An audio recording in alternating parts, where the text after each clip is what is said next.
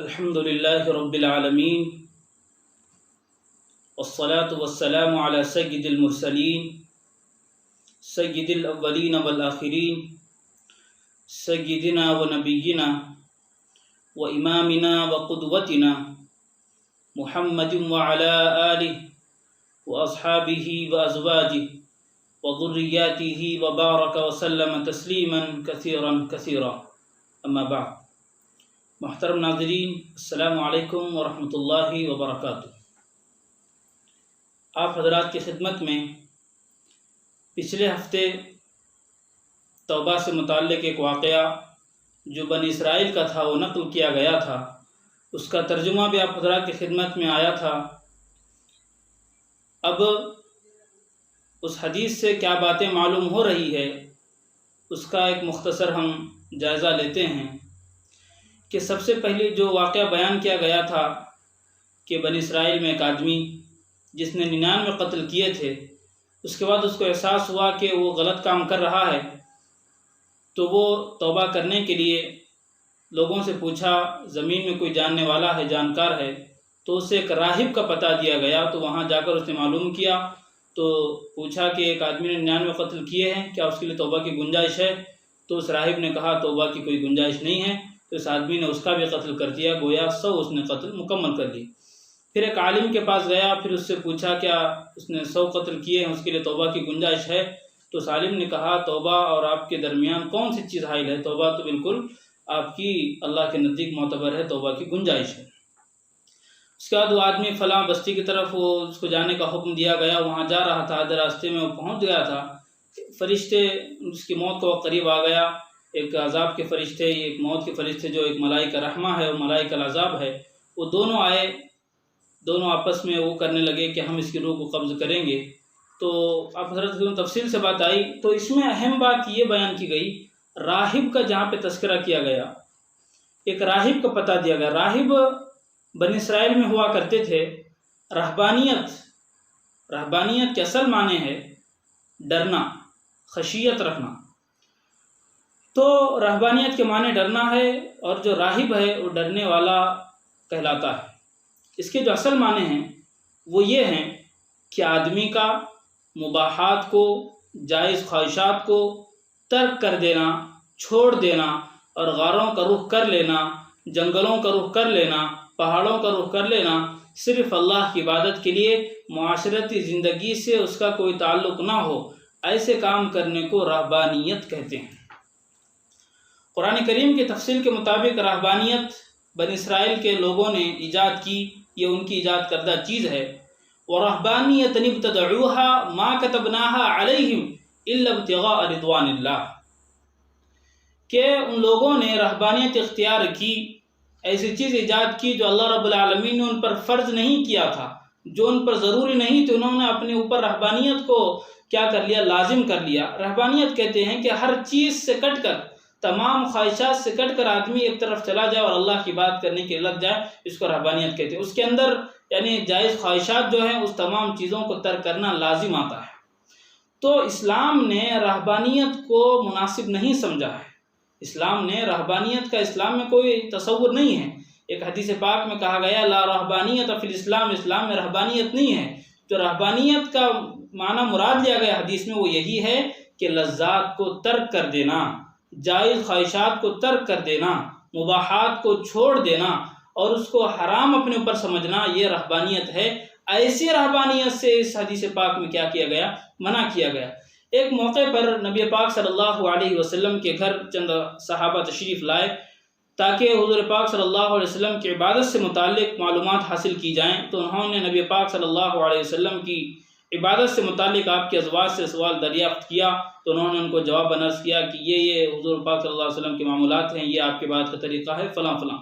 تو اس کے بعد ان صحابہ نے یہ سمجھا کہ ہم جو عبادت کرتے ہیں وہ تو بالکل کم ہے، نبی پاک صلی اللہ علیہ وسلم جو عبادت کرتے ہیں وہ تو بہت زیادہ ہے. تو پھر ان میں ایک صحابی نے کہا کہ میں زندگی بھر کیا کروں گا، پوری رات میں نماز پڑھوں گا. فَأَمَّا أَحَدُهُمَا فَقَالَ انی اصلی اللیل ابدا، میں پوری رات عبادت کروں گا، پوری رات میں نماز پڑھوں گا. دوسرے نے کہا انا اصوم الدہر ولا افطر، میں زندگی بھر روزہ رہوں گا، کبھی افطار نہیں کروں گا۔ ایک تیسرے شخص نے کہا وَأَنَا أَعْتَزِلُ النِّسَاءَ وَلَا أَتَزَوَّجُ، کہ میں عورتوں سے بالکل دور رہوں گا، میں شادی نہیں کروں گا۔ تو 3 افراد نے 3 الگ الگ باتیں کہیں۔ حضور پاک صلی اللہ علیہ وسلم تشریف لائے، پوچھا أَأَنْتُمْ الَّذِينَ قُلْتُمْ كَذَا وَكَذَا، کیا یہ تم ہی تھے جو اس طرح کی باتیں بھی کر رہے تھے؟ تو انہوں نے کہا ہاں۔ تو نبی پاک صلی اللہ علیہ وسلم نے اس موقع پر ایک بات ارشاد فرمائی، اما واللہ انی لاخشاکم للہ واتقاکم للہ ولکنی اصوم وافطر واصلی وارقد واتزوج النساء۔ نبی پاک صلی اللہ علیہ وسلم نے ارشاد فرمایا، رہی بات میری تو میں تم میں سب سے زیادہ اللہ سے ڈرنے والا، تم میں سب سے زیادہ متقی ہوں، اور لیکن میرا یہ معاملہ ہے کہ میں روزہ بھی رکھتا ہوں اور کبھی روزہ چھوڑ بھی دیتا ہوں، اور میرا یہ معمول ہے کہ کبھی میں رات کو عبادت کرتا ہوں، کبھی میں سو جاتا ہوں، اور میرا یہ معمول ہے کہ میں عورتوں سے نکاح بھی کرتا ہوں۔ تو نبی پاک صلی اللہ علیہ وسلم نے یہ باتیں ارشاد فرمائی۔ اس کے بعد کہا فمن رغب عن سنتی فلیس منی، جس نے میری سنت سے انکار کیا، جس نے میری سنت سے دور چلا گیا، میرے طریقے سے دور چلا گیا، گویا میرا اس سے کوئی تعلق نہیں ہے، اس کا مجھ سے کوئی تعلق نہیں ہے۔ تو رہبانیت کا جو تصور ہے وہ یہی ہے کہ آدمی جائز خواہشات کو اپنے اوپر حرام کر لے، جبکہ قرآن پاک میں کہا گیا لا تحرموا طیبات ما حل اللہ لکم، یعنی ہمارا یہ مقصد نہیں ہے، یہ رائٹ نہیں ہے کہ ہم کیا کریں، اس کے اندر کسی چیز کے حلال کسی چیز کے حرام ہونے کا فتویٰ دیں۔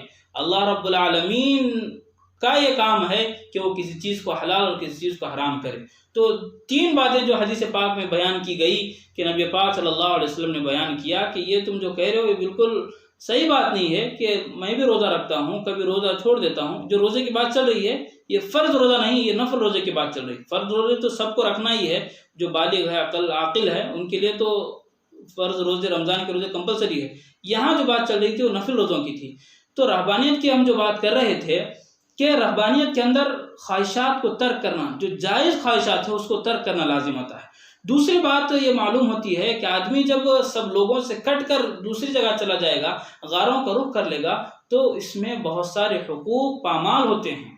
نبی پاک صلی اللہ علیہ وسلم نے اس موقع سے عرض کیا وَإِنَّ لِرَبِّكَ عَلَيْكَ حَقًّا وَإِنَّ لِنَفْسِكَ عَلَيْكَ حَقًّا وَلِأَهْلِكَ عَلَيْكَ حَقًّا، کہ نبی پاک صلی اللہ علیہ وسلم نے ارشاد فرمایا کہ تمہارے رب کا حق تم پر ہے، اور اس طرح تمہارے جسم کا حق تم پر ہے، اور تمہارے اہل و عیال کا حق تم پر ہے۔ اگر آدمی رہبانیت اختیار کر لے گا، بالکل لوگوں سے کٹ کر کہیں اور چلا جائے گا، صرف اللہ کی بات کرتا رہے گا، تو بہت سارے جو حقوق اس پر لوگوں کے ہیں وہ اس سے فوت ہو جائیں گے۔ اس لیے اس رہبانیت سے منع کیا۔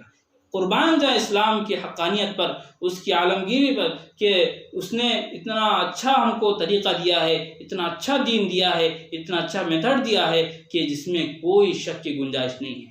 اس نے یہ نہیں کہا کہ بالکل تم خواہشات کو چھوڑ دو، بس اللہ اللہ کرتے لگ جاؤ، نہیں، بس تم اپنی زندگی بھی گزارو، اللہ کی عبادت بھی کرو، لیکن تم اپنے اوپر کسی چیز کو حرام نہ کرو۔ دنیا میں تم کما سکتے ہو، فرمایا کہ دنیا تمہارا مقصد نہیں ہونا چاہیے، دنیا تمہاری آخری منزل نہیں ہونا چاہیے، بلکہ تم دنیا میں رہتے ہوئے آخرت کی تیاری کرنے والے بن جاؤ۔ دنیا کو تم سیڑھی کا دنیا کو جو تم درجہ دو وہ سیڑھی کا دو، وہ زینے کا دو، دنیا کو درجہ تم منزل کا نہ دو۔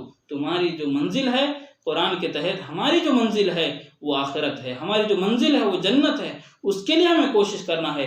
دنیا کے اندر، دنیا میں ہم کمائیں، تجارت کریں، مال و دولت کمائیں، دکان کھولیں، خوب ہم کر سکتے ہیں، لیکن کہیں ہمارے مال و دولت میں، کہیں ہماری تجارت کے اندر ہم سے ہمارا دین نہ فوت ہو جائے۔ یہ چیز اگر ہم کیا کریں گے، اپنے سامنے مطمع نظر رکھیں گے، ہمارا مقصد بنائیں گے کہ ہم دنیا بھی کمائیں گے اور دین کو نہیں چھوڑیں گے، تو پھر ہمارا اس دنیا میں بھی، ہمارے لیے اس دنیا میں بھی کامیابی ہے، اور اس کے بعد جو آنے والی زندگی ہے اس میں بھی ہماری کامیابی ہے۔ آج کے ہماری بات کا خلاصہ کہ اسلام میں رہبانیت کا کوئی تصور نہیں ہے۔ رہبانیت جو عام طور پر کہا جاتا ہے کہ ترک لذات، خواہشات یعنی خواہشات کو چھوڑ دینا، مباحات کو چھوڑ دینا، اچھی چیزوں کو اپنے اوپر حرام کر لینا، اس کا تعلق کوئی اسلام سے نہیں ہے۔ اسلام نے ہر چیز کو اپنانے کا جو جائز ہے اس کے حدود متعین کیے ہیں، اس کو اسی طرح اپنانے کی ضرورت ہے۔ اللہ رب العالمین سے دعا ہے اللہ تعالی ہم تمام کو صحیح طور پر اپنے دین پر قائم رہنے کی اور صحیح طور پر اس پر عمل کرنے کی توفیق عطا فرمائیں۔ وآخر دعوانا ان الحمد للہ رب العالمین۔